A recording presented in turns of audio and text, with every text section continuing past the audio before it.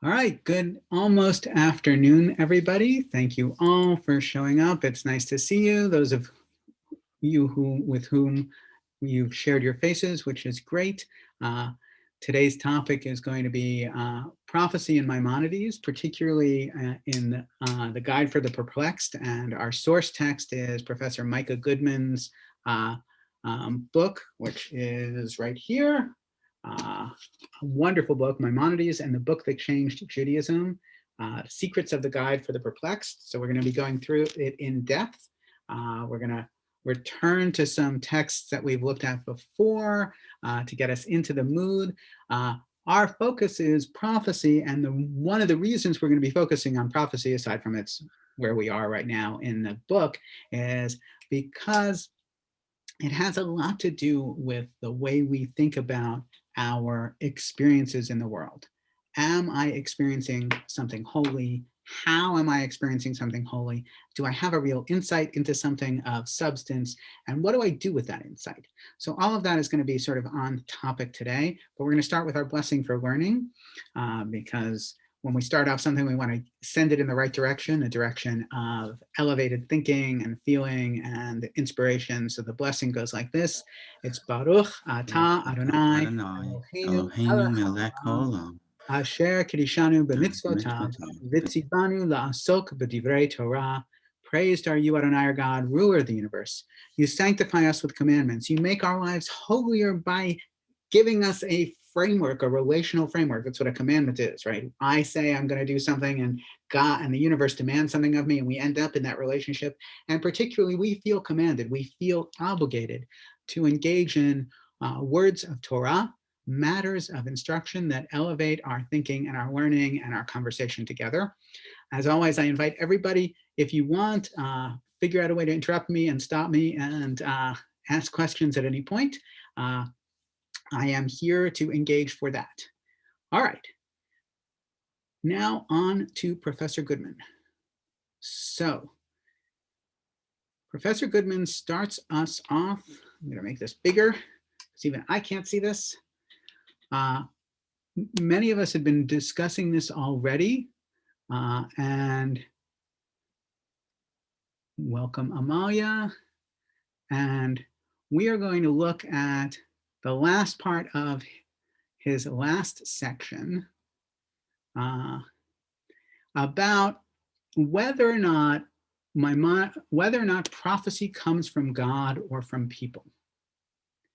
And so, in other words, is there any difference between Maimonides and Aristotle?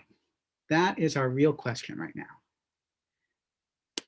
Hi, Amalia. Hi, Druzy. Nice to have you both here. All right. So here's the question. So this is from the last time we talked, which was many moons ago about this, I think in November. So it's going to introduce the next topic. So I want to update us. Again, we're talking about prophecy, and Maimonides is very similar to Aristotle on the nature of prophecy. So Professor Goodman says, at first glance, it might seem that this change undermines the naturalness of prophecy as presented in the Aristotelian approach. In the Aristotelian view, the natural aspect of prophecy also reflects its necessity. It is impossible for a person who is prepared for prophecy not to achieve it. So this is a key aspect of sort of Greek philosophical ideas about prophecy. I prepare myself to be a prophet, I become a prophet. It just happens, right? So in the middle of the paragraph here, it says, according to Aristotle, prophecy, like all natural phenomena, is bound by laws of causality. Training for prophecy is the cause. The occurrence of prophecy is the necessary effect. In the Torah's opinion, God breaks into this closed causal system, negates the natural necessity of prophecy, and blocks someone who is properly prepared from attaining prophetic experience. So Maimonides' addition to Aristotle is God. Aristotle says, okay, I prepare to become a prophet, I become a prophet. Maimonides says, well, maybe. I can prepare all I want to become a prophet, and God still has veto power over my prophetic experience. God can say, you're not the right person. So here is Professor Goodman's conclusion on this section before we move on to the next section, which was important because we couldn't jump into the next section without a little preamble. Maimonides agrees with Aristotle's view of prophecy as a non-miraculous natural process. One who is appropriately prepared should, in the natural way of things, achieve prophecy. Rather, it is the prevention of prophecy that is the miraculous occurrence here. This is not in principle different from other miracles. It is according to the way of all miracles. Just as God can take away a person's ability to see, so too God can remove the ability to prophesy. The prevention of prophecy belongs to the phenomenon of miracles and is not conceptually connected to the phenomenon of prophecy.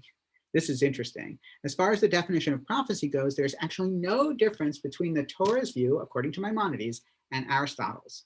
Prophecy is a natural event and a human achievement. So this is important.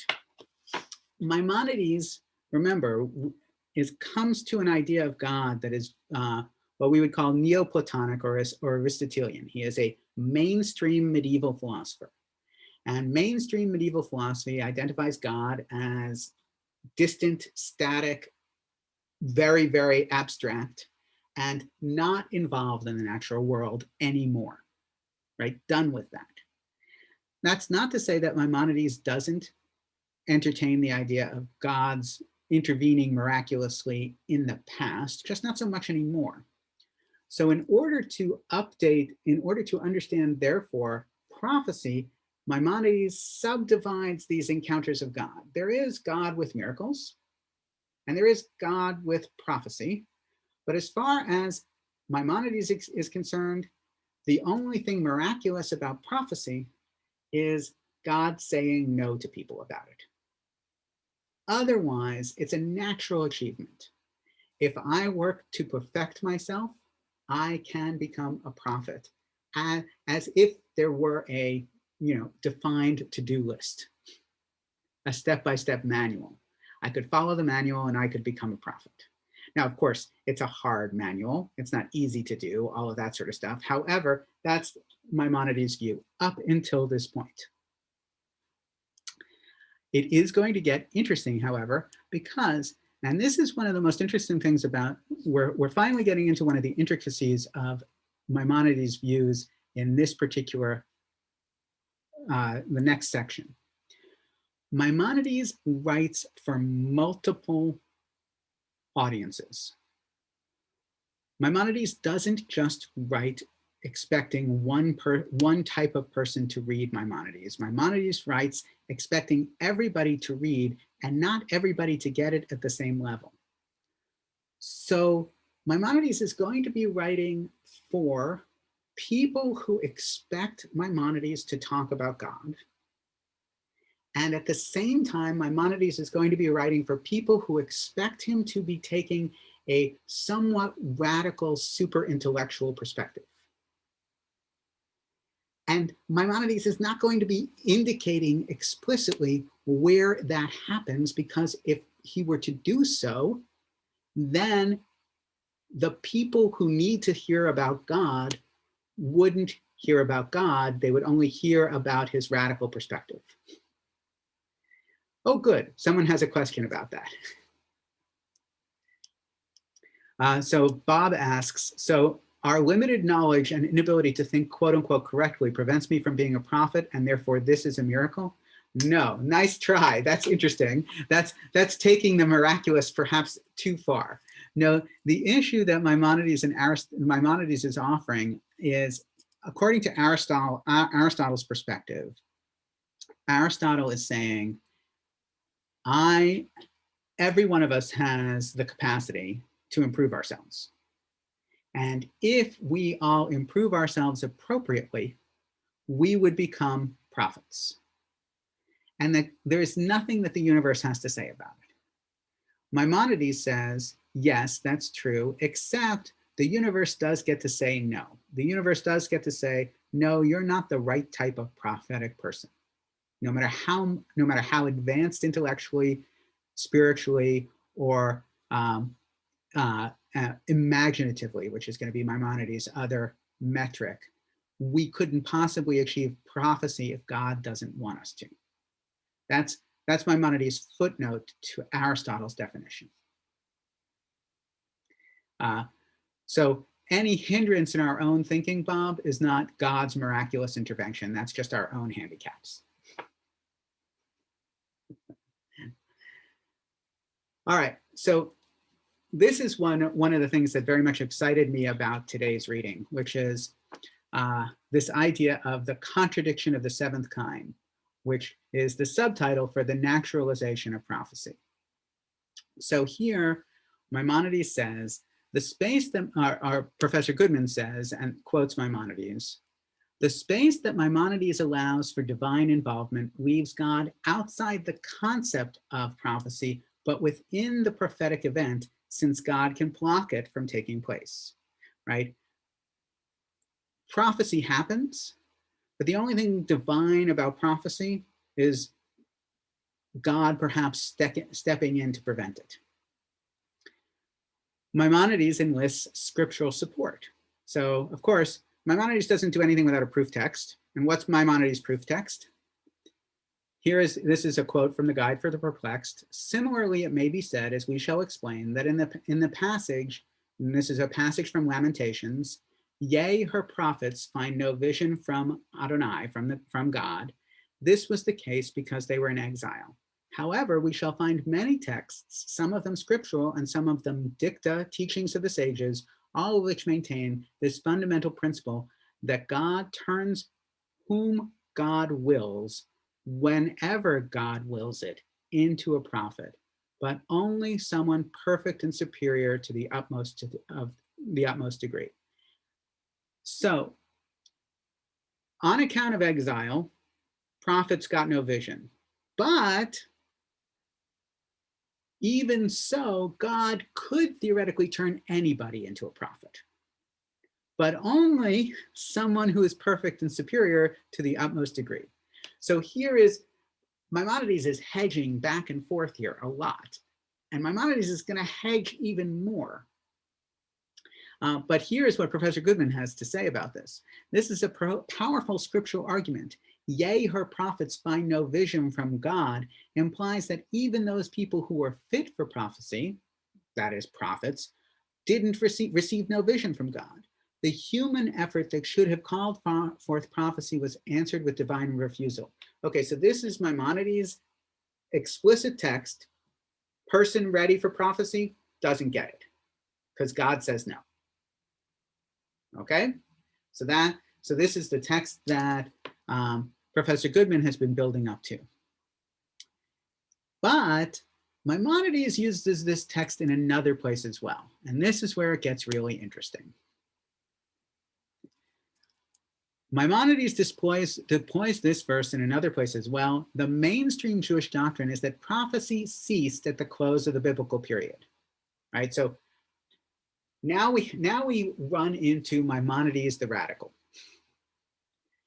Up until this point, we've been talking about Maimonides explaining prophecy according to Jewish terms. When Maimonides adopted the Aristotelian, Aristotle's idea about prophecy, Maimonides took it out of the biblical and began to create a Jewish idea of prophecy.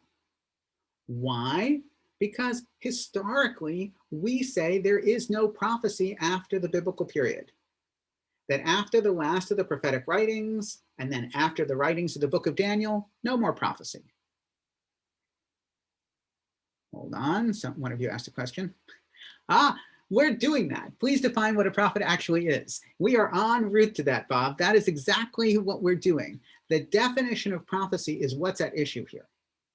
Because if the classic definition of prophecy from the Bible is somebody who talks to God, somebody who has divine insights, and somebody who sometimes uses those insights to prognosticate about the present and the future, right? Recognizing that there are two different things there, right?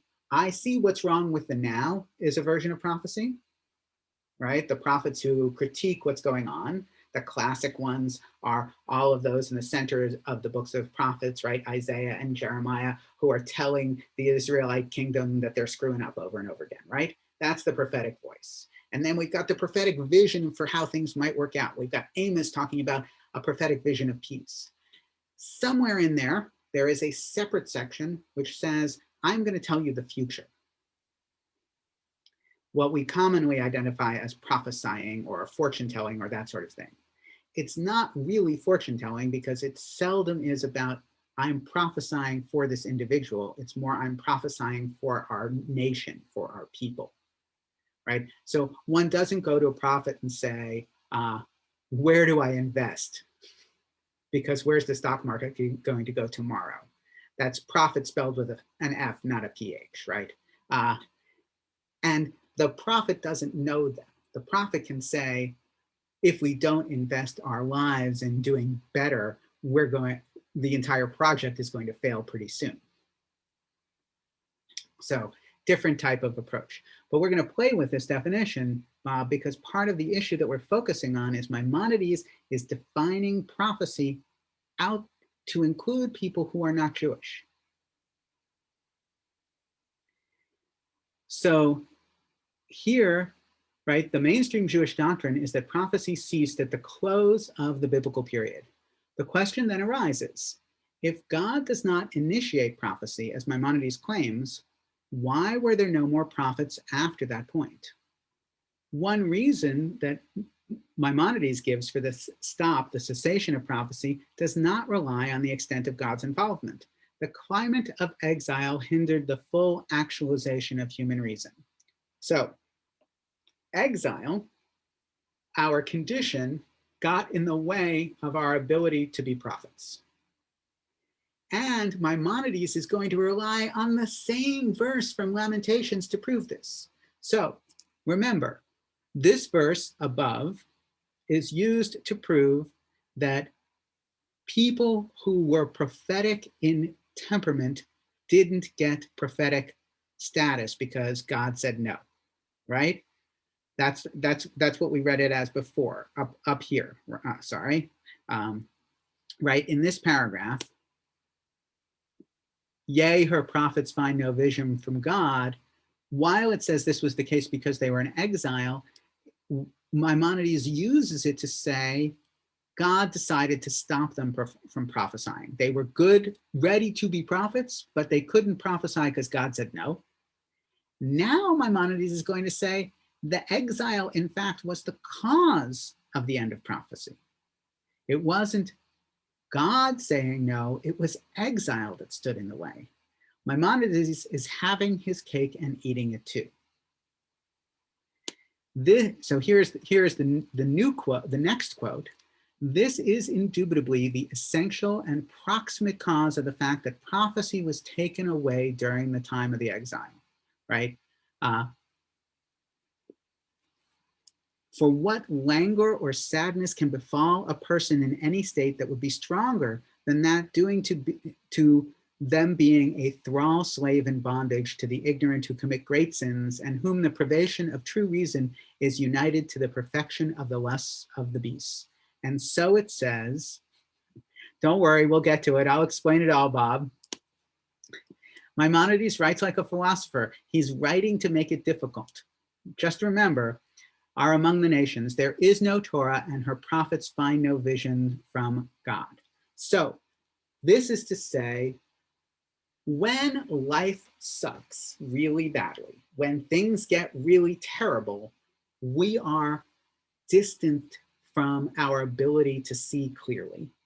And therefore, prophecy is closed off to us. We are thrown into exile, and the situation of exile is an impediment to us being able to prophesy. Here, Professor Goodman explains, since the kings and princes were among the nations, right? So the Israelite kings and princes were cast out among the nations, the prophets could find no vision. From this reading of the verse, it appears that there is a causal relationship between exile and the cessation, the stopping of prophecy. In this case, her prophets find no vision from Adonai, from God, serves as a proof for God's non-involvement in the cessation of prophecy. However, Maimonides read the same passages supporting the idea of God's involvement in blocking the prophetic process. Maimonides is doing both. The same verse that is a justification for God's miraculous role in prophecy in one place is also an argument for the absolute naturalness of prophecy somewhere else. In the first case, Maimonides says, God stopped prophecy for these people who were valid prophets. In the second case, Maimonides says, God had nothing to do with this. Their prophetic status stopped because they were grounded by the terrible situation of exile. That it is only their human situation that caused their lack of insight. Now we get to this I think this is really, really interesting because we don't write this way anymore, but it is a way that Maimonides writes. Because this is an example of an intentional contradiction in the guide. Intentional. This is on purpose. In the introduction to the Guide for the Perplexed, the Rambam, Maimonides, lists 7 contradictions that one may find in writings the world over. So not in his writings, in all writings. The 7th is the contradiction intended to conceal certain ideas. Think about this. This is an on-purpose contradiction meant to hide the author's opinion. Maimonides did not want all of his readers to understand the most complex and mysterious of his teachings. Maimonides acknowledged that he sometimes made contradictory points in order to keep his true opinion from the general public. Most Maimonides scholars agree that when there is a contradiction between a conventional and a radical view, the radical view, the latter one, is Maimonides' true opinion. This type of intentional contradiction for the sake of the concealment of an esoteric, of a highfalutin, hidden, radical idea is known by Maimonidean scholars as a contradiction of the 7th kind. So I am so tickled by this. I think this is so cool because if you think about it, Maimonides is writing for a literary public and is knowing that he cannot control his message. He is more conscious of what happens in public media today than many of our current public figures,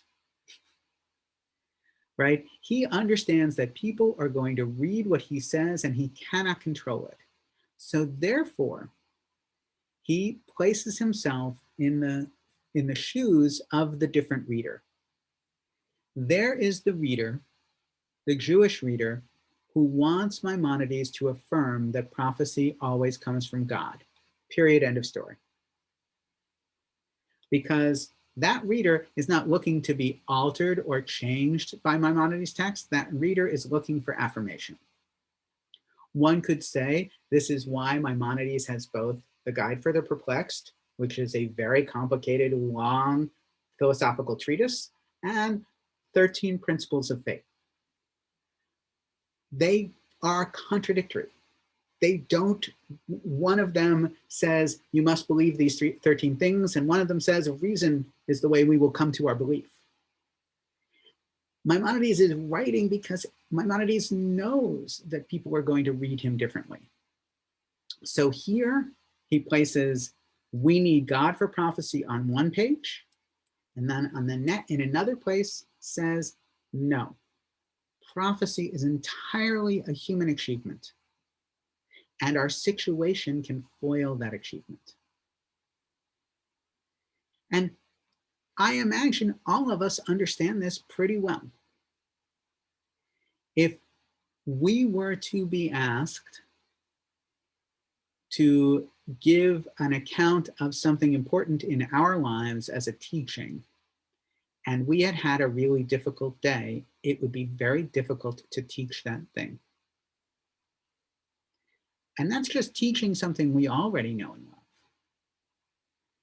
If we have a connection to ultimate meaning, to the divine, and we are in exile, we are going to feel that fundamental meaning lacking, because whatever we had derived from it, our fate has made it much more difficult. Or to put it in a practical mystical term, Jewish mysticism often identifies 4 layers of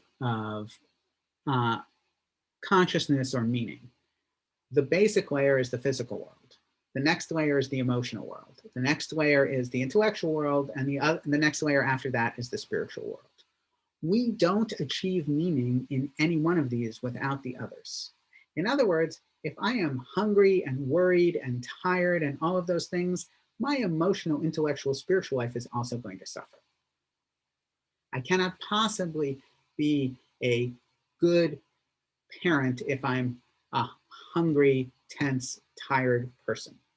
It's one of the reasons why one of the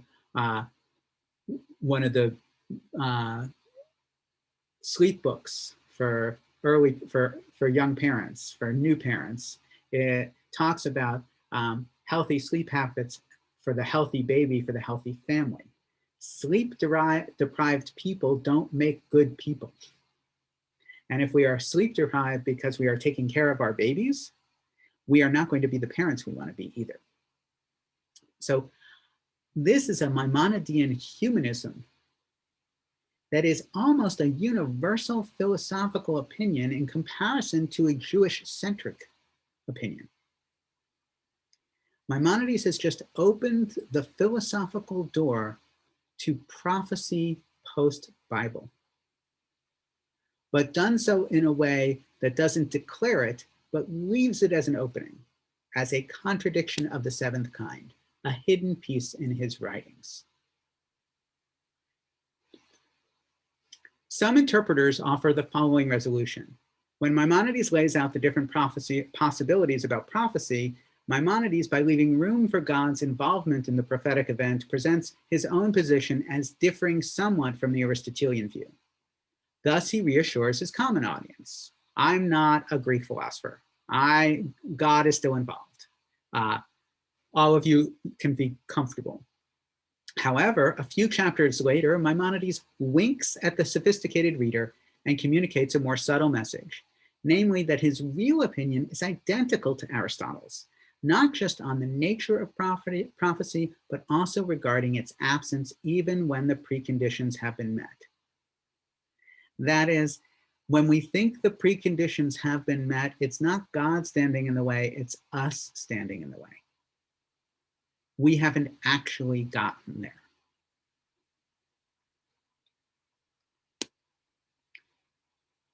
All right, any questions before we move on?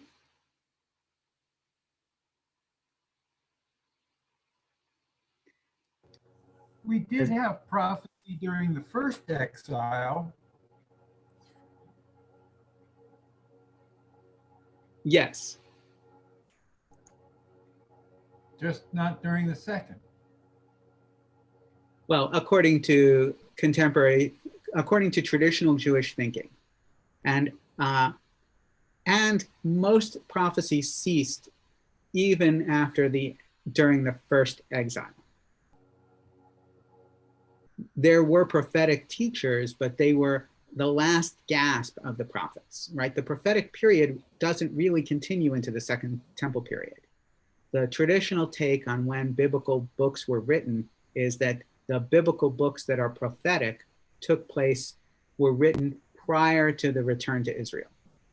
They might have taken place during the first exile, but we don't think about it. The only books that come close to prophetic books post, again, if we're going to look at the threefold division of the Hebrew scripture, we've got Torah, we've got prophets, and we've got writings.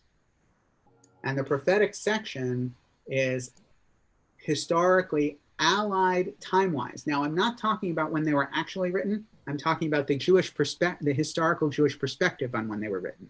It's two different things here.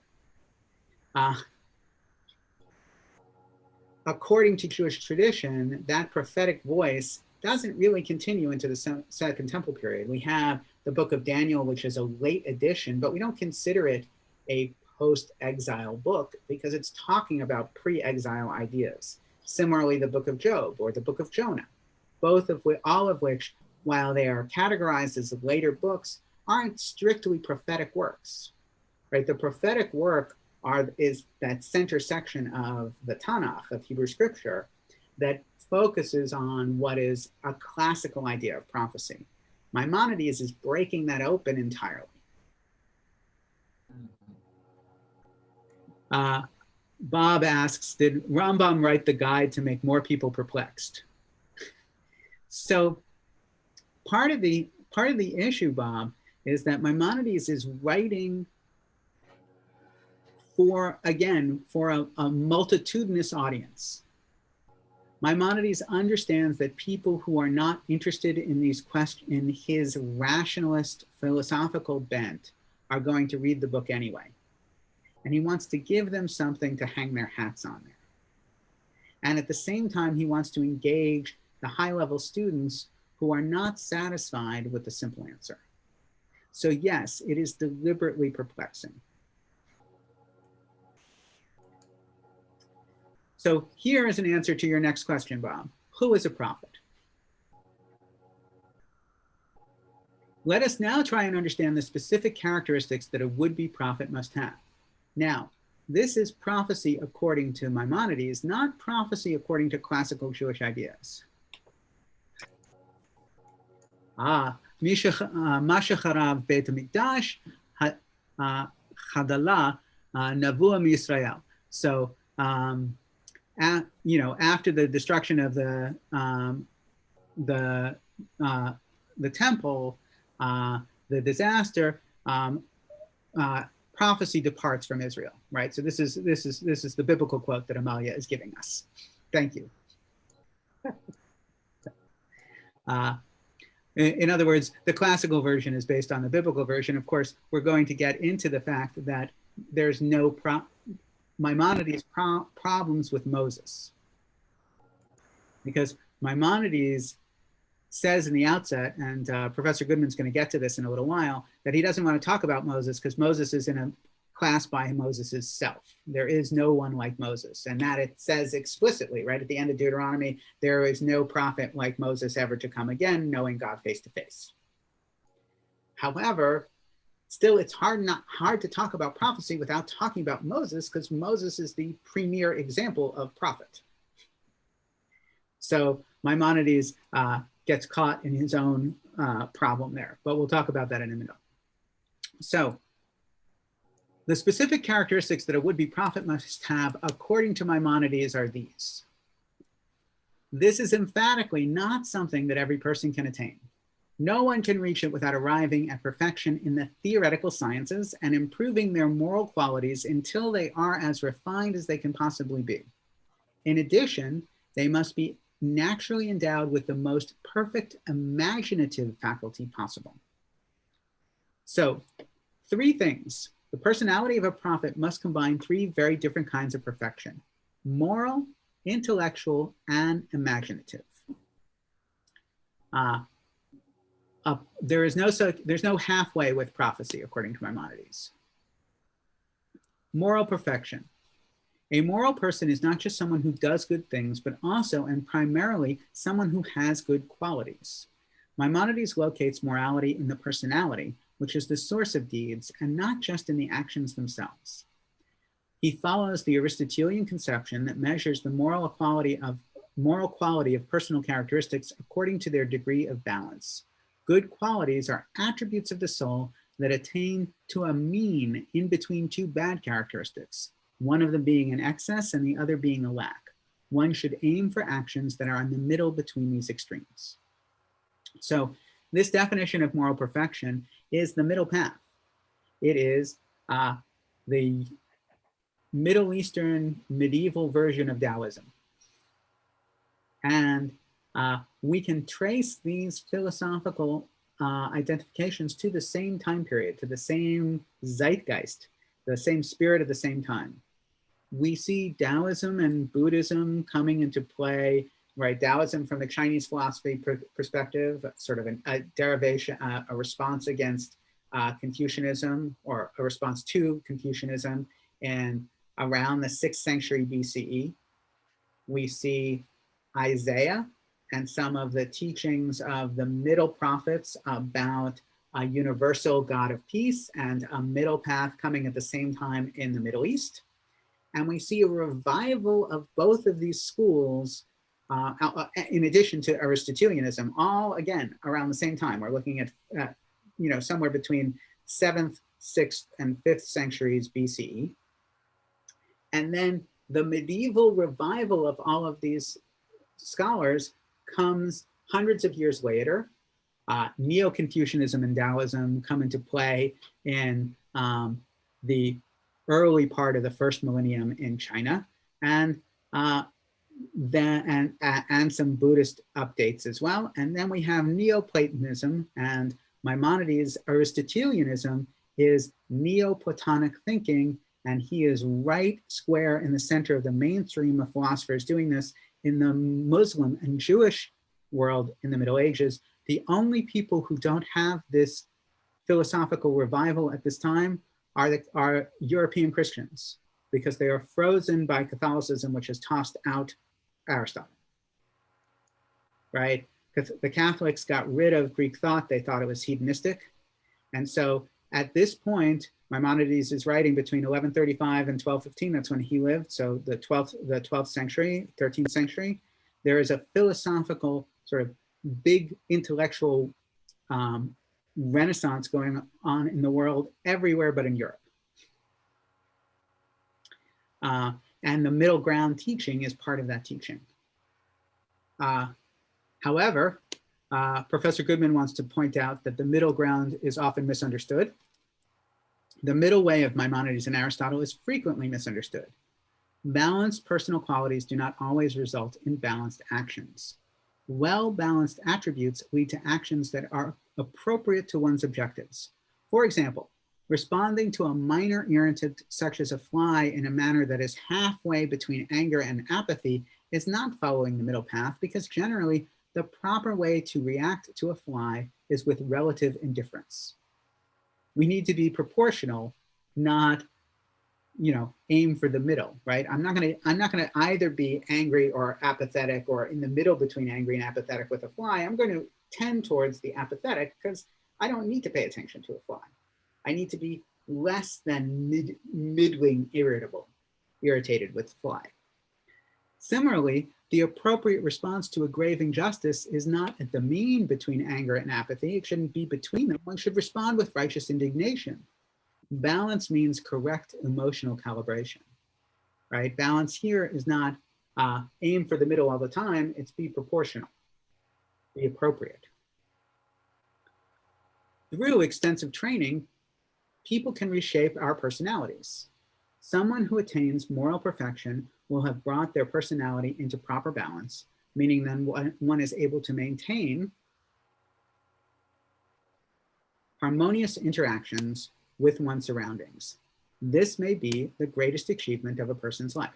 So, intellectual perfection, according to Maimonides, is not only, moral perfection, according to Maimonides, is not only I am a moral person, but I am a morally appropriate actor in life.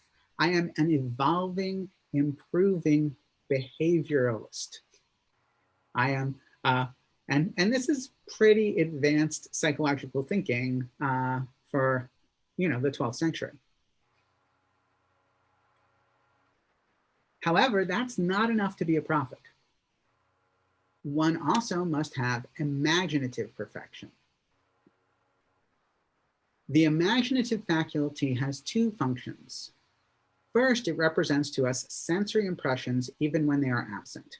So this is, just to be clear, this is Maimonides' take on imagination. This is not some, 20th or 21st century psychologist. This is Maimonides, and when we're getting into the framework of a medieval scholastic approach, where we start with the Middle Ages and we end up with Kant, right, in terms of philosophical thinking, which is people coming up with mental models that are tested by virtue of their ability to withstand argument from other mental models. This is not applied in the field psychology. This is applied through rigorous intellectual testing, which is a different approach. So first aspect of the imaginative faculty, it represents to us sensory impressions even when they are absent, right? Things that we feel or see or hear or taste, and we bring them to mind even though they're no longer there. So here's the quote from Maimonides: "The imaginative faculty is a power that recalls our sense impressions after they have faded from the sensory organs that perceive them."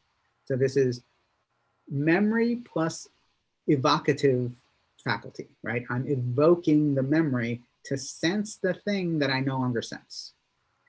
Second, it enables us to make new complex images out of those impressions. One may combine a bit of this with a bit of that, or separate one thing from the other, and so the imaginative faculty can make compounds out of different perceptions and create things that were never perceived by the senses. I have to be able to sense something, then combine it with something else that I might have sensed, and come up with something new. So here, this is a quote from Maimonides. "A person may imagine an iron boat because one saw one. Then the person can imagine a bird because we have often seen such a creature. The imagination can render both of these images and connect them in order to create in one's mind the image of something that we never saw. For example, a person may imagine an iron boat that flies in the air."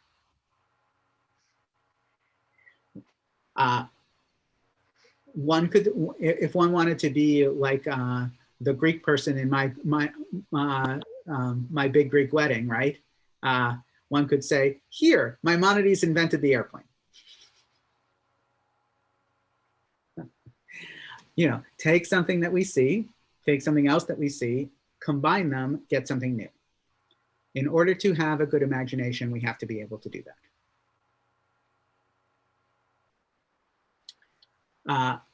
This is more Professor Goodman on Maimonides right here. The limit of the imaginative faculty depends on the hard wiring of the brain. One has little ability to improve our imaginative faculty capacity if it is innately limited. Some may achieve intellectual and moral perfection, yet fail to attain prophecy because we do not possess a perfected imagination. Such people face a natural impediment to prophecy. The quality of imaginative faculty varies from person to person. These differences consist in two features. So Maimonides really gets into this idea of imagination. It is central in his mind to prophecy. Number one, imaginative power. For most people, the objects of sense perception that are reconstructed in imagination seem faded in comparison with the sense perceptions themselves, right? Think about it.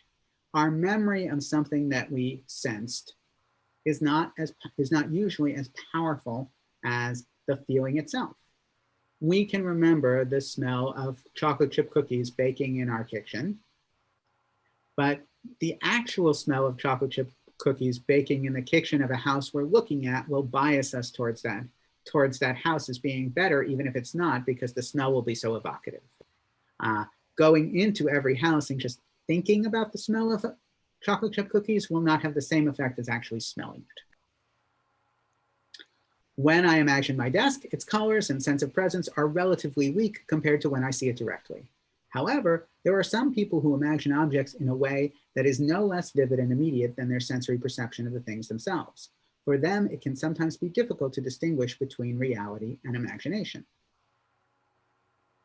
So there are people of the artistic temperament, as it were, that are capable of imagining things so vividly that they see them in their mind's eye, feel them in their mind's eye, and often are those who approach that boundary line between reality and imagination, thus identifying the artistic personality as sometimes a little fragile. To be terribly stereotypical and unfair, I'm sure. I apologize if I've offended anyone. Since I'm married to an artist who has a much harder-nosed personality than I do, she is not sensitive in the least, even though she is more than capable of evoking great imagery. Number two, the capacity to create new constellations of images out of sense impressions differs from person to person. There are people who are unable to imagine anything very different from what they know. Others can burst through the bounds of experience and create worlds that don't exist. Imaginative perfection consists in the ability to recreate sense impressions that are as powerful as the original perceptions and to form them into new and extraordinary imaginary creations. Right, in order to be a prophet, one has to have a powerful imagination.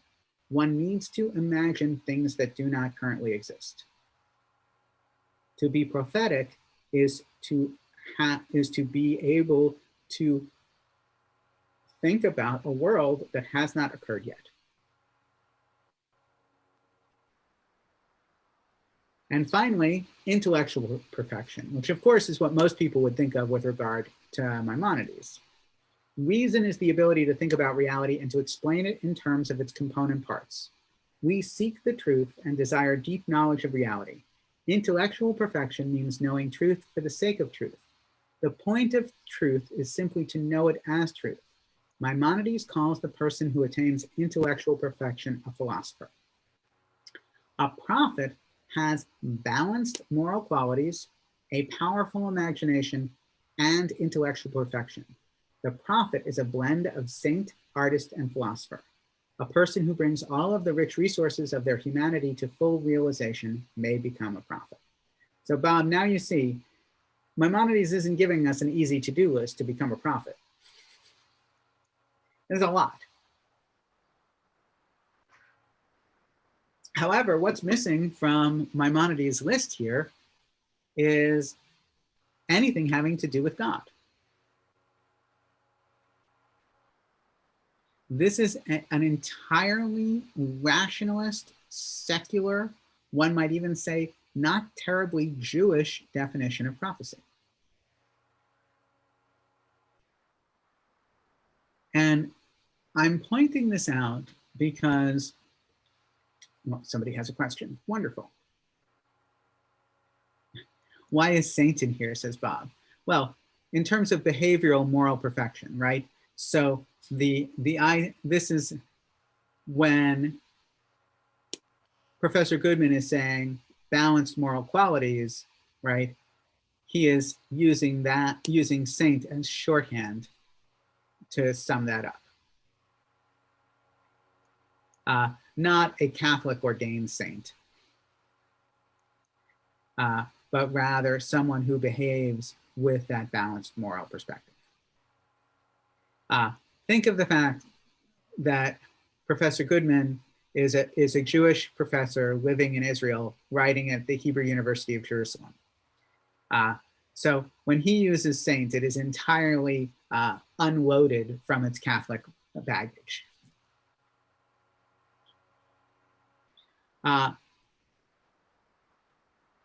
There's no God in this prophecy. And I think this is very important because I think from a medieval educated perspective, we have more in common, those of us who are on this call and those of us who are interested in this conversation, with medieval scholars than we do with contemporary religious people at the extremes.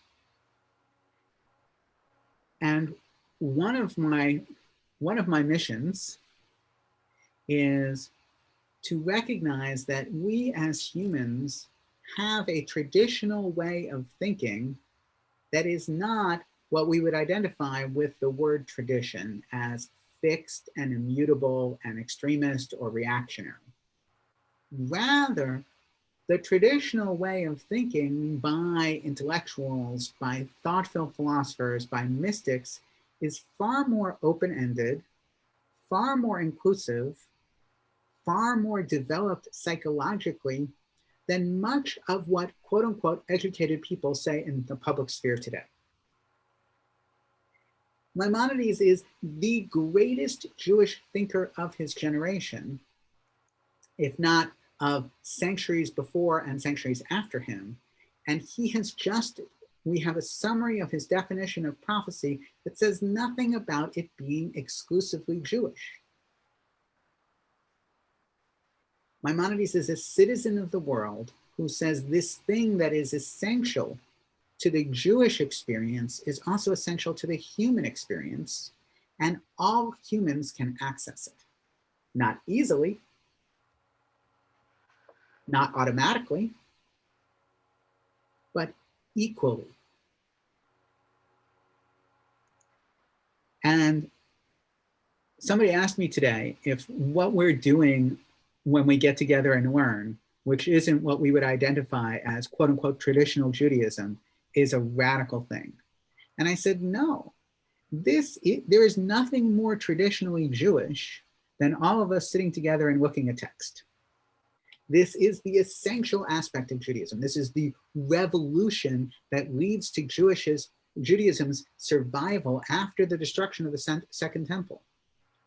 After the destruction of the Second Temple, the rabbis created a portable, intellectual, spiritual, emotional, communal life that allows us to have Judaism anywhere where we have a conversation where Judaism can be used to up the level of the conversation.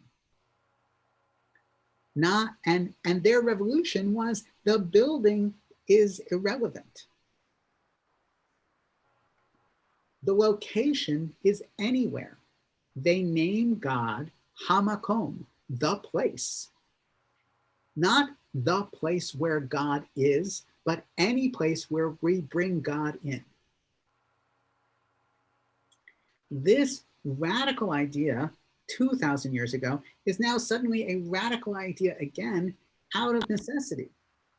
We cannot gather in a cafe and do this right now because we are more respectful of life than we are of this particular project, because this particular project says life comes first.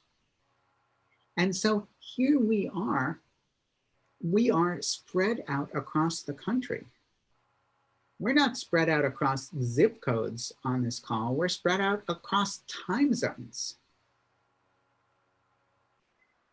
And none of us left our homes, and here we are radically engaging in the historical, traditional Jewish project. And this is why I think Maimonides is important, because he's not a radical. He is traditionally Jewish and rigorously intellectual, and those have a significant overlap. All right, any questions before we move on to another section? Oh my God, Bob, I've answered all your questions up until now? I'm working on more. Okay, well, keep them coming. All right, so now Professor Goodman and Maimonides ask something that we've all been asking. What is prophetic experience? I mean, after all, now we've got the prerequisites. I have to do all this stuff and then I might become a prophet if I'm good enough. So what do I get? Or like, what's the game show question? What do they win? And how does the prophetic personality give birth to prophecy? How does the synthesis of moral, intellectual, and imaginative perfection produce revelation? So here's Maimonides. Know that the true reality of prophecy consists in its overflowing from God, may God be cherished and honored, through the intermediation of the active intellect toward the rational faculty in the first place, and thereafter toward the imaginative faculty. This is the highest degree for people, for humans, and the ultimate term of perfection that can exist for our species. And this state is the ultimate term of perfection for the imaginative faculty. So what happens? We get an overflow from the intellect of the universe into our rational mind and then into our imaginative mind. So Professor Goodman's going to explain. Prophecy is an event that changes the normal relationship between imagination and intellect. Imagination, according to Maimonides, ordinarily is a threat to reason. It causes intellect to deviate from its course and to blur its goals. Now, all of us can understand this. We can often get distracted by what we're imagining, and it takes us off the line of sort of our ordered thinking. So if we're in an intellectual process, our distractions can be daydreaming, or nowadays, some game on our iPhone. But however it is, imagining in Maimonides' perspective is that often takes us off the straight and narrow path of our reasoned thinking. Reason, according to Maimonides, therefore usually tries to free itself from the influence of imagination. In prophecy, however, instead of overcoming the imagination, reason must engage it in order to reach a spiritual breakthrough. We don't get to prophecy without imagination.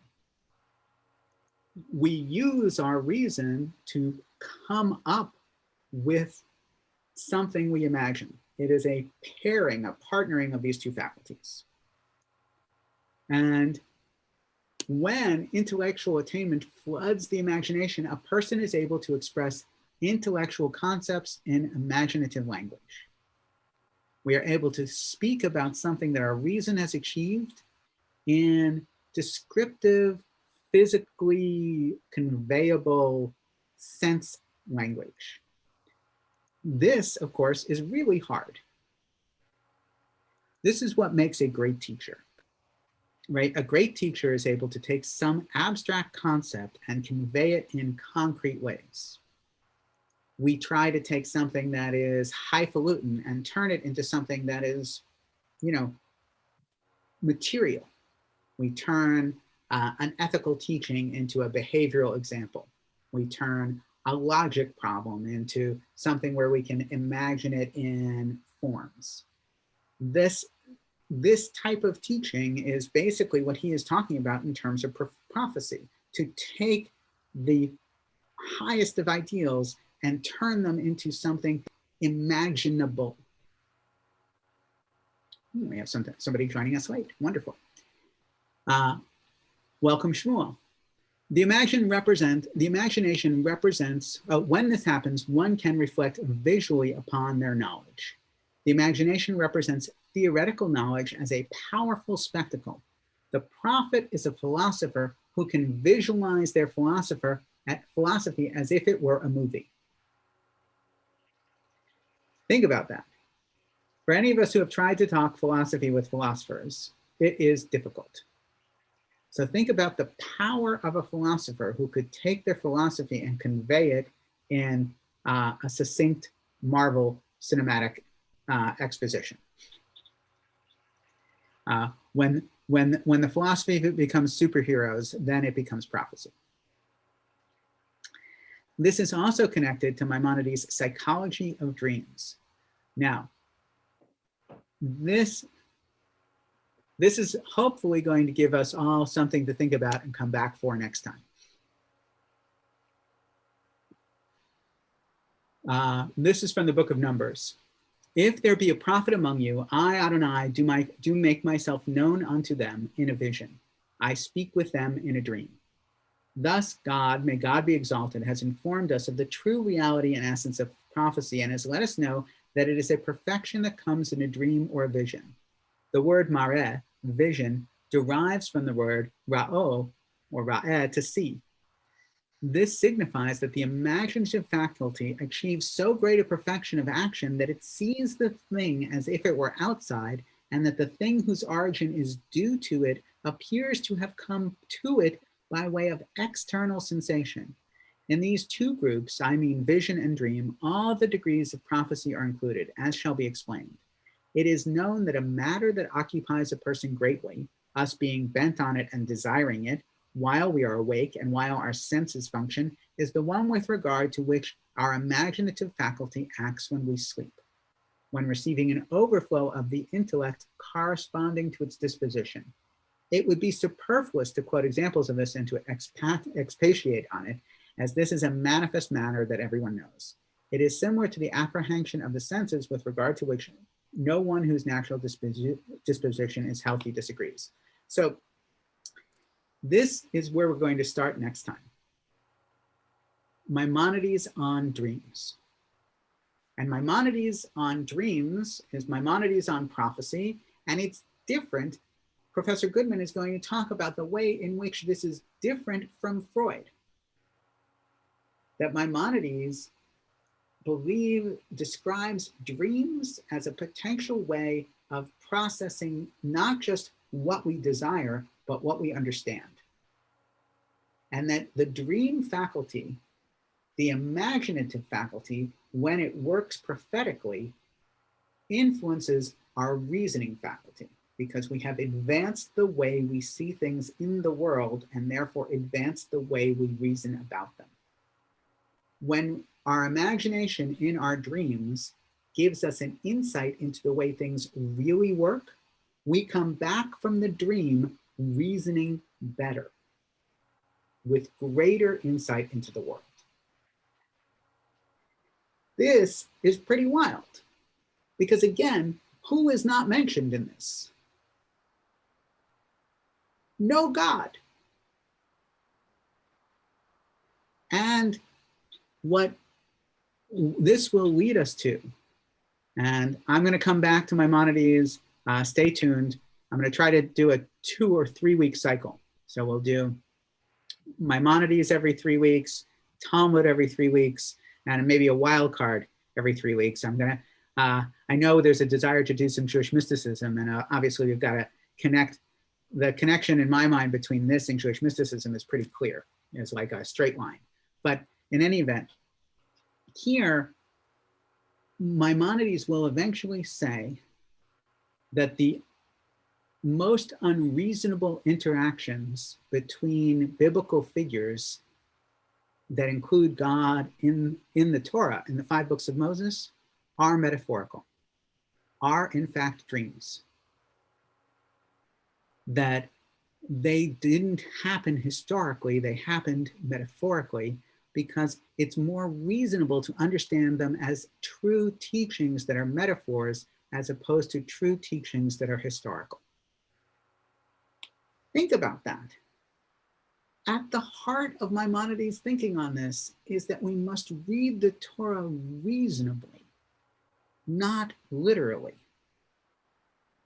which just, I would like to point out, means that we have a reasonable rationalist tradition in Judaism in the Middle Ages. Not that this is some crazy group of Reform Jews in the 1800s coming up with science and reason as if we need to take something that is unreasonable and make it reasonable, but rather that Reform Jews are in the tradition of Maimonides in the Middle Ages, back before there was any such thing as Reform Judaism. And with that, I really want to encourage everybody to, we're going to stop here for today because I want people wanting more, not less out of this. And I'm going to throw in the chat the schedule, which is, can be found, all of the stuff that I'm working on, that we're working on together can be found at openjudaism.org, which is our website. All of the events can be found, if I can find it, on our event page, which is here. I'll put that link there as well. And I am available to talk about any of this anytime with all of you if you'd like. So there's the events link. You can email me, Rabbi Jonathan at opendoorjudaism.org. Open Door Judaism is meant to be an ongoing conversation. Let me know what you think. And let me know what you'd like us to do next. We're going to have some multi-faith gatherings coming up, and I'm hoping to provide a lot of different Passover resources too. Passover is going to be our big resource opportunity. Please visit the website. Yes, our talks are recorded. This one was recorded, and they will be put out on my YouTube channel and on Facebook. I'll put the YouTube channel in the link in the chat as well, so that everyone can find it. I usually put the most recent recording on my website on Open Door Judaism as well. All right, as I'm doing this, any other questions? Thank you, Druzy. Druzy, by the way, Susan Weiss and I spoke last week, and she has joined in some of the things we're doing, and she says hello and remembers fondly learning with your father. May his memory be for a blessing. She spoke a good amount of learning Torah with him on Shabbat mornings. So thank you. And it was nice to hear Phil's voice on the radio this morning. And thank you for your support of WBFO. And hold on, here is my my YouTube channel for you coming now. If I can find it. I'll put it out there. You'll find it. I don't want to keep everybody. Thank you all so much. And I look forward to seeing you all soon. It's great to be connected. Take care, everybody.